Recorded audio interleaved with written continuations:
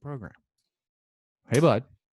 Hey, Paul. Thanks for having me. Glad to be here. Of course. I'm going to tell people how I came about you. I'm a big fan of Megan Daum and her new podcast, and you were on her podcast talking about some stuff having to do with awkward conversations we maybe don't have about the truth about dating, and really enjoyed listening to you, and I thought it might be interesting to talk to you about like why dating sometimes requires a system and why writing is sort of the same.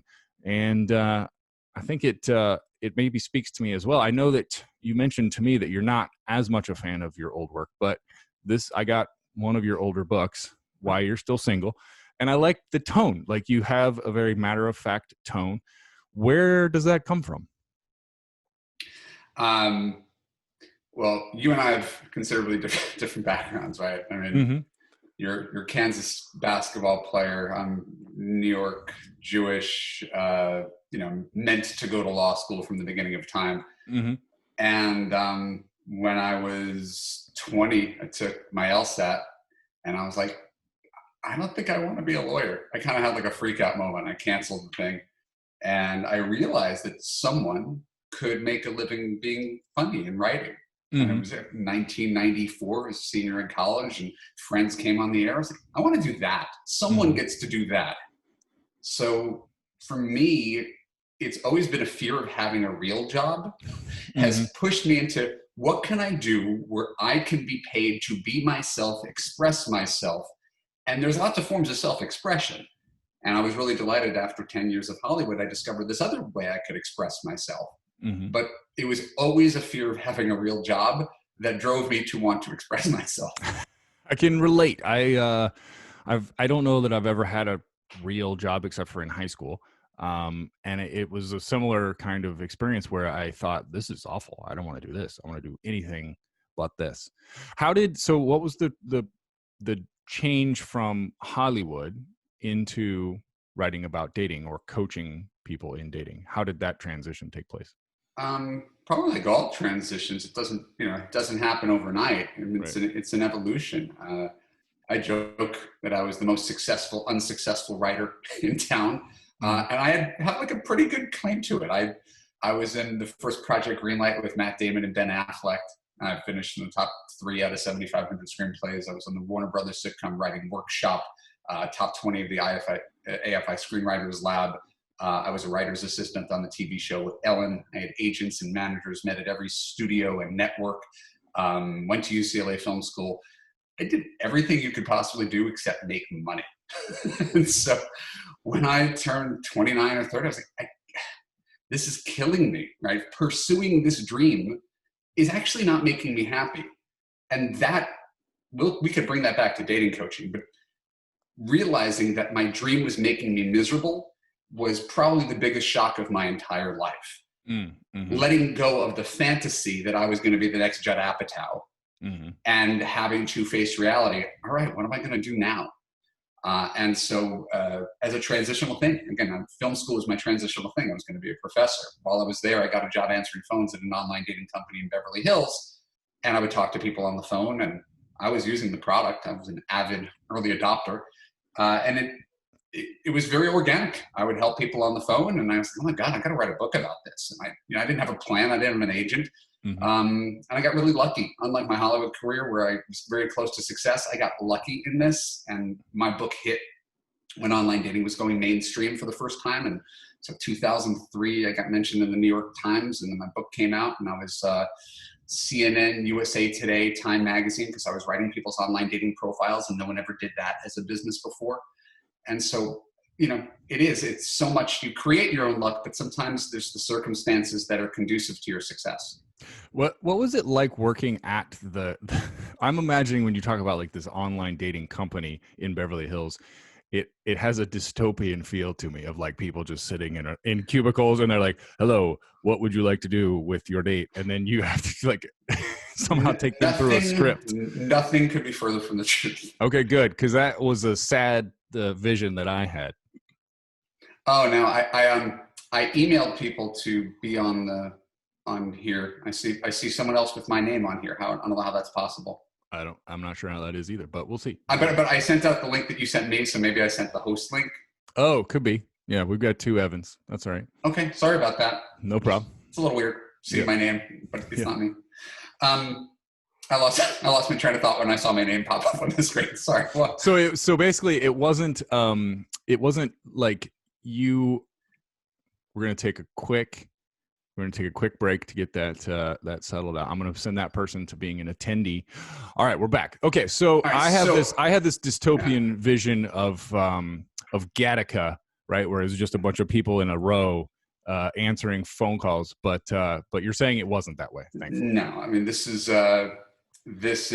a couple Israeli guys who created the company called JDate. Oh right, and there's there might have been 25 customer service representatives because it was a big company and they were wildly successful, but it was mostly a bunch of 22-year-old Latino people who were willing to work for $28,000 a year. Mm-hmm. It was a low-paid job. I was the only Jewish guy working at JDate because I needed a job. Beggars can't be choosers, and I was like, this is nice. So it was customers. I lost my password. I uploaded my photo. What happened to it? I don't know how to log into the site. It wasn't a whole bunch of. It was customer service. It was very low level. Any customer service, Verizon customer service, and so. They'd probably like to be Gattaca, but they were not. Yeah. Well, I mean, what's interesting about that to me is that even though the people were calling about potentially mundane things, you were probably learning a lot about them just almost accidentally. Well, that's where the business idea came from. And again, I'm sure you created writer's block because you saw a void in the marketplace, right? I'd like to see this thing exist. It doesn't exist. I would be the person who uses this. Let's create the thing that was necessary. So I'm talking to people on the phone and they got these crappy one-line profiles and these photos that are 100 years old. And they're writing these one-line emails that nobody would ever respond to. Somebody's got to help these people. So I had gotten that job by taking my $300 George W. Bush tax credit and putting it into a resume writing service to get the job. So I created a company called eCyrano that wrote people's online dating profiles for them after they fill out a questionnaire to capture the best of who they were. And I was like, this is going to be big. But I didn't know how to run a business. So the profiles were good. Running a website, scaling it was a real challenge for me, especially when I was 30 years old. Right, I'm sure. I mean, it is heartening, I think, for all of us when we hear about how long these things take, which is not at all an insult. Like it just always requires longer than you realize to get these things going, right? And I wonder, this is a slightly deeper question for a Friday morning, but in all of talking to other people, a lot of times I think when we are giving advice to other people, we're also learning about ourselves. What do you think is the main thing you've learned about you? I wouldn't say it's the main thing I learned about me, but the main thing I learned is what helped me get married and happily married and export that and teach it to other people. And it was largely that I should not, and nobody should, attempt to try to date the opposite sex version of themselves, but better and without your flaws. That is bang your head against the wall. And we tend to date what's familiar to us, whether it's good for us or bad for us. It's familiar, it's attractive because it's familiar. And then we pursue it like a rat pursuing cheese and keep on getting shocked. And we don't really learn from those mistakes. And talking to other people, watching them make the mistake that I was making. I started this, I was a single guy. My blog was called Advice from a Single Dating Expert, right back in 2006. And then a few years later, I was like, oh gosh, I see I see myself in my clients. I use that knowledge to build not just my life, my wife, my kids, but my whole business and brand came from figuring out what worked and what didn't when it came to dating and relationships. Yeah, that hits home for me because it's something that I've fought with in my own dating life, is the thought growing up, especially, that what I needed out of a partner, if you will, was someone like me. I wonder, do you think that's always been an issue, that people have forever been tempted by that forbidden fruit, if you will, or is it new in our culture in the last 50 years? I think it would be. And there's a really wonderful book by Eli Finkel called "The All or Nothing Marriage." Most dating and relationship books are, and I had him on my podcast a few years back. Most dating and relationship books are psychologists, right? How to avoid dating toxic men, that kind of stuff. This one is like a historical memoir that talks about how marriage has changed over the years and what we expect from it. Mm-hmm. So I don't think marriages were better 100 years ago. It was man and woman having 17 kids to take care of the farm, right? It wasn't what we have now, but we've also gone almost a little over the edge. I don't just need a man. I need someone who inspires me, who shares my spirituality, right? That is where it tips over and becomes impractical and even detrimental. Mm-hmm. Yeah. I mean, and I think we all, in some ways, and I promise everyone we'll get around to talking about writing, but I also love talking about dating. I know, this is juicy stuff, man. I think we all somehow know that stuff, that you need the yin and yang. I historically was never a fan of personality tests and those sorts of things. Recently I did the Strengths Finder thing. That's a Gallup Strengths Finder. And it was interesting thinking about like the things that I bring to running a business that are strengths, whereas there are other things that I'm less good at, right? And so if you were talking about running a business, it would seem pretty self-evident that the person at the top should have some strengths, and then the people that he has work for him should have other things that complement those strengths, because we don't need to replicate those strengths. And it's very much like a relationship, right? Like in a relationship, it's sort of like you're building this little business in a way. 100%. And nobody wants to talk about that because it takes the excitement and the sexiness and the fantastical nature, as love is this transcendent thing that has nothing to do with anything, when in fact it's the same as everything. And that gets us into the system and the writing. Mm-hmm. I don't traffic in terms of right and wrong ever. I don't judge anybody for any choice you make if it works for you. The mm-hmm. problem is when people make choices that don't work for them and they don't try to adjust. And so I talk about effective or ineffective. Is this getting you what you want, or is it holding you back from what you want? Mm-hmm. And a lot of good people are ineffective when it comes to dating.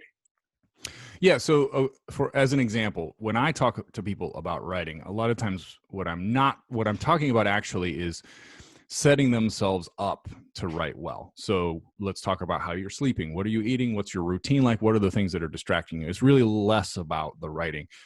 What sorts of things are you usually giving people advice on that doesn't necessarily have to do with the dating itself? Love You is my course, and I take people through this over 6 months so we could see growth, we could see an evolution. It's not like one call and here you're fixed. It's a mm-hmm. process. And the entire first month of the course is on confidence. All right? That's the umbrella really over everything, because if you don't have confidence, you're not going to know how to handle that late night text message. Mm-hmm. You're not going to know how to handle it when he's trying to go faster than you want to go. You're not going to know how to handle a difficult relationship discussion where you feel uneasy about expressing yourself, but you know you have to. So confidence is the foundational layer of everything. And it's an intangible thing, or it's really hard to inject someone with confidence. And yet it is everything, because if you operate from that place of confidence, abundance, optimism, mm-hmm. right, that you can handle things, you're going to be far more successful than if you're acting. I tell women you're the CEO and men are the interns applying for a job with you. That mm-hmm. attitude, that belief, whether it's true or not, is irrelevant. If you believe you're the CEO and you don't get treated like a needy intern, you're going to do much better in life. Yeah, which again, I think can underpin so many things. So if we are talking about writing, it is understanding that whether you get a book deal or a movie deal or whatever is kind of irrelevant, because you're going to have changed the way you look at yourself, your attitude toward writing, such that that's what brings you the happiness and not the book deal. And I would posit that it's very similar in dating. Like if you can make yourself a person who you like to be around, then you actually need less to depend on somebody else to then make you happy, right? I want to do a yes, but, or a both and. Like I totally understand what you're talking about. And because I was a writer and because I spend 3 hours, 4 hours every day talking to women about dating, there is an important distinction between the two. So yes, you have to be happy with the process. Anybody who's miserable writing because they didn't sell their big spec for $500,000, you know, that's a ticket to unhappiness. And anybody who just hates dating, this is just such a grind, I hate men, I hate women, that's not going to play very well for you either. The difference, as I see it, is that in dating, you have a much better chance of success than you do in writing. And so, like, as I said, I put everything I could into writing and I fell short of my goals. I got to the top of the mountain and I started to slide back down. Right? I'm not, again, I want to encourage everybody here who's listening to follow your dreams, keep doing what you're doing. But the nice part is in dating, all it takes is one and you're done. Yeah. Where I could get staffed on a sitcom and do 6 episodes and never work again. Right. Yeah. Right? Like a very small handful of people do achieve this goal, where relationships is about, you know, pairing off with a secure person who fundamentally puts you first and makes you feel safe, heard, and understood. And right, it's a much more achievable goal. That's why there's 50 million married people and there's like 2,000 working writers in Hollywood. Yeah. And it's why there's 7 billion of us around right now. It tends to work out. Yeah. So you have a much, even though people don't believe this, you have a much better chance of being happily married than sustaining a long writing career, which again, shouldn't dissuade you from writing.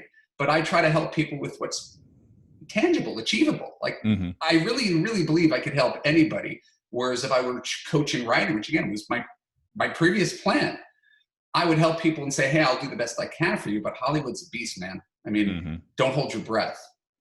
Yeah.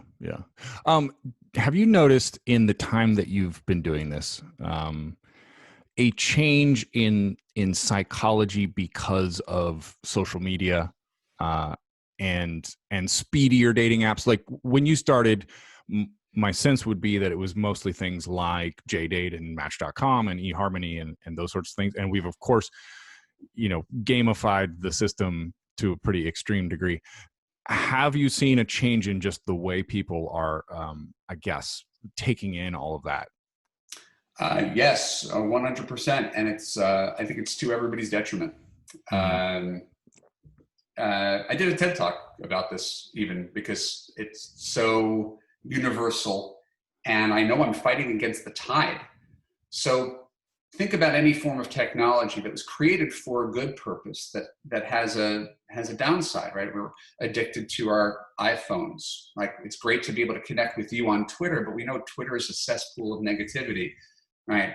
Facebook, misinformation, political divisiveness. So it was designed to connect us. It wasn't designed to do this. This is the side effect of it. By taking the depth out of a shallow medium, online dating, let's take Match.com and remove the written profile and then restrict the ability to write long, thoughtful emails to each other. So now we have photos, a one-line bio. We swipe right based on photos and we text people one line back and forth. And we said, why is everybody treating me as if I'm disposable? Why is everybody so flaky? Why is everybody so inconsistent? Why doesn't anybody follow up? Well, look at the nature of the medium. So the people are the same, but because they think this is the only game in town, they feel forced to play it. And now you're stuck in a medium where one line back and forth, a guy could text 20 women at the same time, right? While he's eating dinner, watching TV. And she's all excited about this guy. And this guy has no investment in her. Where back in the day, I don't know if you're as old as I am, I'm 48. You could theoretically go out and meet someone at a party, get a number on a napkin, and you get that thing bronzed. You're like, this is a big night. I got a number. And here we got 20 people's phone numbers in a couple hours. Right, yeah. So this has absolutely changed for the worse the way we date. It almost is inevitable, of course, that is making us crazy. Now, what I'm always fascinated by is like, what are we going to enact culturally to start to fight back? So an example would be historically, a woman would say, if you don't ask me out by Thursday for the weekend, then I'm not going to say yes. I will tell you I have plans, in order to set up some level of anticipation and just some sense of like, you should take this seriously. This may be antiquated and maybe just something my mother taught me, but we had these kinds of things in place to sort of show seriousness. When I was a kid, this didn't have to do with dating, but you generally didn't call people after 9 p.m. because it was just, you knew that was going to wake up the whole house potentially, and everybody was sort of winding down. And so there were these things built in. Are you seeing, or would you have recommendations for how we can start to fight back against this? I'm so glad you asked, Paul. In fact, I do. I mean, it is a significant portion of Love You. I mean, the third month of it is on, very specifically on dating, and all of these mechanisms. And I teach a process by which you screen people from your dating site or dating app prior to meeting them in person, right? Because again, if we go back to that CEO metaphor, you can't be Bill Gates and have every stranger off the street walk into your office for an interview. You have to have some HR department that leads them up the food chain before they have the right to have that interview. So when we devalue a date by swiping right, texting, hey, let's meet, want to come over, right? It's, again, there's no judgment against the people doing it. It's because there's no screening process, it's set up for a high attrition rate and a high disappointment rate. So I basically give women the tools and the mechanism to go from the dating site to a date, screen and vet a guy to feel good about it so she could feel comfortable meeting him for 3 hours on a Friday night, right? Instead of feeling forced to do something she doesn't want to do. So we're almost forcing people against their will into old school courtship, which is what you're talking about. Yeah. It is paradoxical, because we'd like to think that freedom and choice makes us happy, but in general, that's not true. We need constraints in order to achieve happiness within those constraints, right? Did you read Jonathan Franzen's Freedom? Of course. Yeah, I mean, like, that's, you know, that's the message of it, is unfettered freedom sounds great in theory, and in practice, you know, you don't want to go, I mean, it's behavioral economics. You don't want a menu that has 75 things on it. It's almost impossible to order. So that's what online dating is. Go to a restaurant that has chicken, fish, and steak. You'll figure out what you want. Right. Go to a menu that has everything. It's harder. And online dating has everything on the menu always. Do you, so, you know, in talking about this, I'm getting sad for people who are maybe in their 20s now, right? So like, you and I are old enough that we at least had some portion of our lives that was a little less harried, potentially. Like I feel like my life has just gotten more harried as time has passed. Is there, and I think where that makes my brain go is that, unfortunately, as you start to make people sadder because they're not getting connected, then that rubs off on the next person, and there can become this collective cynicism.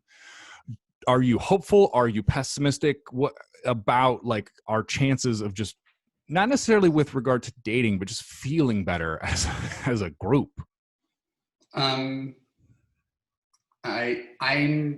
pessimistic. I'd like to be optimistic. I think like a lot of things, it just takes a greater effort to do what was effortlessly done in the past.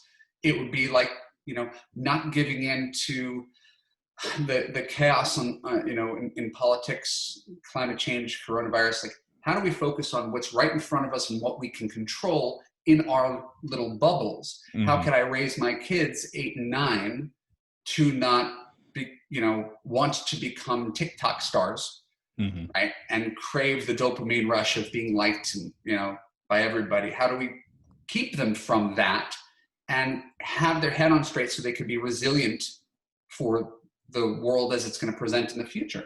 And again, I think that takes a colossal effort and I don't know that we can all be successful in that endeavor. Mm. But I think it'll be hard to look at the direction things are going and feel good about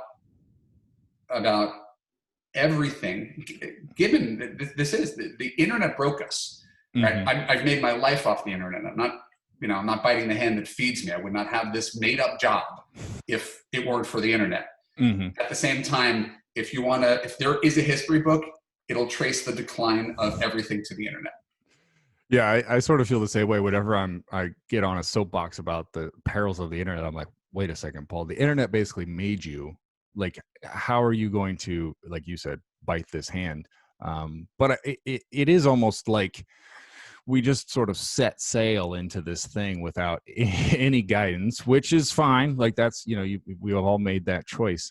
But I think we're all a little bit adrift because of it. It's roughly 25 years old. I mean, no one knew what we could be doing. I mean, we just look at it in the world history, it's a blip, but it's a pretty significant blip because very specifically now anybody can post anything and it has an equal claim to truth.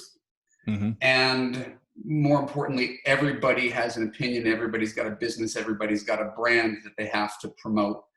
And it takes up a lot of oxygen when everybody's a pundit right on Facebook. Right. Where in the past, you could have neighbors and have no idea what they believe politically. That'd be funny if on Facebook, instead of just saying add friend, it said add pundit. Because it's pretty much, we're all pundits, and I'm as guilty as anybody. So I'm conscious of the hypocrisy. I'm not doing anything about it, but I at least recognize it. Guys, if you have questions, throw those into the Q&A box. I'm going to get to those here in a second, but I want to ask you, Evan, how has this influenced writing for you? In that you spent 10 years doing, Hollywood style writing, and then it got into book writing. What I want to know, though, is how it has affected maybe the process for you or the way you look at writing conceptually. I think every medium is slightly different. Writing a screenplay is different than writing a sitcom, is different than writing a novel, is different than writing a big think piece for a magazine. So it depends on the medium you're writing for. For me, I have a few books in my head, but right now that's not my focus. I'm mostly focused on writing just blogs and podcast scripts and sales pages for my website. Very specifically talking to a very specific audience, and it's a little restricting. I still have fantasies of taking my hand and doing a Philip Roth thing and failing miserably. Like, I still have that in me, but I'm 48, father. This is my time to support my family. And so I don't have the bandwidth to do something just for art's sake. If it's not remunerating me, I'm not really spending much time doing it. So I do have a very rigid way of going about writing, and it's worked for me for many years. Just a way of background, Paul. I wouldn't expect anybody who's on your mailing list to know who I am. I'm not famous. But I have a certain amount of internet cachet because I've been blogging 3 times a week for 13 years. And so that consistency, when you say, oh, he's had 20 plus million people come to his blog, that's true. That's people Googling stuff in the middle of the night. Why is my boyfriend a jerk? How do I know when I should have sex with him? How can I tell if he's falling in love with me? People Googling stuff in the middle of the night sends that many people to my blog just because I've been blogging consistently for that much time, like waking up and brushing my teeth. So I might not be the most talented writer in the world, but very, very consistent and prolific. How do you maintain that enthusiasm for a blog? The reason I ask is at Writer's Block, I hear so often people coming in and saying, I had a blog or I have a blog. I haven't posted anything in a year, and now I'm going to make a change. And I'm always a little bit reluctant to believe them unless they've made some other change that's going to result in them building that consistency. It's usually not just you saying I'm going to do it that results in it. So has there been a key to success for you as far as that consistency? I'll give you an answer to that. I'm also going to ask you a question. Okay. Right. So a podcast is the new blog. Let's be clear about that. A podcast is the new blog. So it takes effort to maintain. And so then you say, well, what does it take to come up with new stuff to do? I did my Love You podcast from 2016 to 2018. I did 100 episodes or so, and I got burnt out because I felt like I was running out of stuff to talk about, running out of people that I thought were valuable to interview. Right. So it was diminishing returns at a certain point. The secret to my blog is that I never had to come up with my own stuff. Right? I was Dear Abby. People asked me questions. All I had to do was answer the questions and be an avid reader, which came naturally to me, and share one article that I read. Oh, the Atlantic says that, women are out earning men in these 4 states. And what does that mean for dating dynamics? Right. So all I had to do was Mondays, reader questions, Thursdays, some dating relationship, gender related article from the internet. I never had to stop and think, what am I going to write? It was reacting to what was given to me. So it was essentially internet generated content. And so it didn't take up all that brain space. So I could block off 3 hours one morning to write Monday posts and 3 hours one morning to write Thursday posts. And in essentially one day of work, I can knock out an entire month of blog posts. Right. Well, yeah. And what you're talking about again, actually is setting up constraints. So knowing this is what I need to do in this time. I mean, this is not particularly interesting, but each time, even before podcasts, I write out like, okay, so the timing of when am I going to set up the recording software? And then when am I going to start the call, et cetera. Like, it's funny how that stuff is boring. It's not particularly interesting, but it pays off because you're then allowed to be creative in the moment, right? It's having a recipe. You could go cook and just start rummaging through your fridge to find stuff to throw in a bowl. Right. Or you could prep with the recipe. So when it gets to cooking, that could be a fun, expedient process that gets better results than the scramble. So I think one of the, those who fail to plan to fail kind of thing. Yeah. I'm very much anal planner, get shit done kind of person. And that's the internal discipline of saying, hey, I got big ideas. I got big plans and I can't fail myself. I know that it's really common for writers to procrastinate and sit down and play video games or watch daytime TV. I've never done that. I've been working for myself for 20 years. I get into this office at 9 a.m. I work until 5 p.m. Sometimes I'm more productive than others, but I'm not screwing around when I'm working. That could be the title of your autobiography. Not screwing around when I'm working. And I'm a good enough businessman to know that I'm never going to write an autobiography because nobody cares what I have to say. What in your own life, because I think about a lot about like applying these things to our own lives. Was there a time in your dating career where you started to feel like I've got all the answers and I have this figured out, and then it turned out not to be true? Because I would imagine you would start to be like giving advice and then start to think like, well, shit, I know how this is going to go.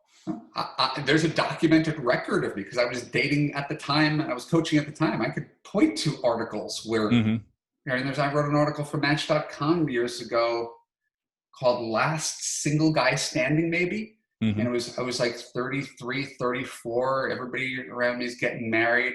I'm still, going out on terrible dates and have no idea why, but I'm giving advice to other people that's working. Like I was really, really conscious of the cognitive dissonance between what I was preaching and what I was living. And that was around 2006, 2007. And the advice that I was giving was so patently obvious, but it wasn't obvious to me that I had to take it. and I tried a different kind of partner on for size. Again, not to make it sound like a social experiment, but I dated someone who was very different than the people I was used to dating. And we dated for 8 months, and it was wonderful. She was lovely. We were a really, really great fit, but I was like 35 and she was 25, and I wanted to get married. She was young. And I was like, I want someone just like her, but older. Mm-hmm. And that's what my wife was. I found something that worked, and I was like, oh, huh. I was not used to looking for this, but this works. Mm-hmm. So that's why I talk about effective or ineffective. Like, ultimately, I have a theory that I'll throw out to you because I throw it out everywhere, and I'd like the whole world to know it. Good relationships are easy. Mm-hmm. Right? Relationships take work is an outmoded way of looking at relationships. Your miserable parents told you relationships take work. Good relationships, if you know anybody, happy couples, they really like each other. They're best friends. They get along 95% of the time, and the 5% they negotiate. Yeah. Right? And in most relationships, it's like, it's about 50-50. Mm-hmm. That ratio is way off. And then people stay in relationships. They say, well, I guess this is just what relationships are. So for me, I try to get women to trust their gut. Mm-hmm. Right? If this doesn't feel good, if I don't want to do this for the next 40 years, why am I doing it for one day longer? And now we're breaking up with. Oh, I caught you there. It stopped in mid flow. My computer just froze because of the unstable internet connection. Could you roll that back and tell me what you just said?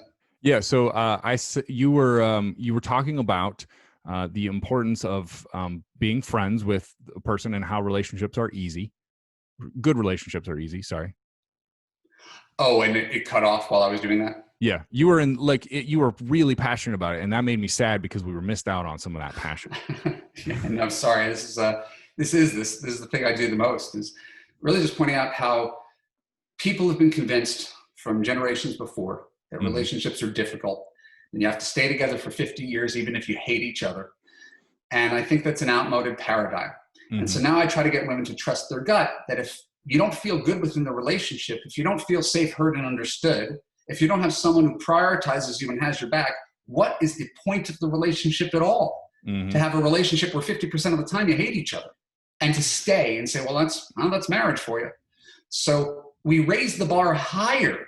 And I would rather have fewer clients married and fewer clients in miserable relationships. But the ones who do get married do it right, because only 1/3 of marriages are happy. So the goal is not to get married. The goal is to get happily married. And we need to know what it feels like to be in a happy relationship instead of a dysfunctional relationship that we might have observed growing up. Why do so many people stay in not necessarily bad relationships, but mediocre relationships? Off the top of my head, chemistry, sunk costs,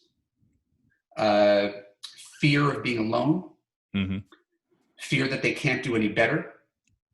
Right. The idea that a relationship is good, but it's not great, but we'll stay because it's good enough. And the idea of dating at a certain age becomes even scarier. Being alone, even scarier. Maybe you're in your late 30s and you're not in a happy relationship, but this is your last chance of having kids. And so people can make all sorts of rationalizations. They're not even here. Just feel it here. They're not even conscious of all the things that I'm mentioning. Right. But they stay with a low level of anxiety in a relationship. And again, to me, that defeats the purpose of a relationship, which is that here's the person you can let down your guard with. Right. Here's the person you can 100% be yourself around. But I got to tiptoe around my boyfriend because he gets upset really easily when I talk about this. And I don't see the point. So I just have a much lower tolerance for pain than most of the women who turn to me. Yeah. I mean, I think also one of this is just me, armchair psychologist mode, but I think also because of the speed with which internet dating matches people up, a lot of times it can start to feel almost like a relationship much more quickly.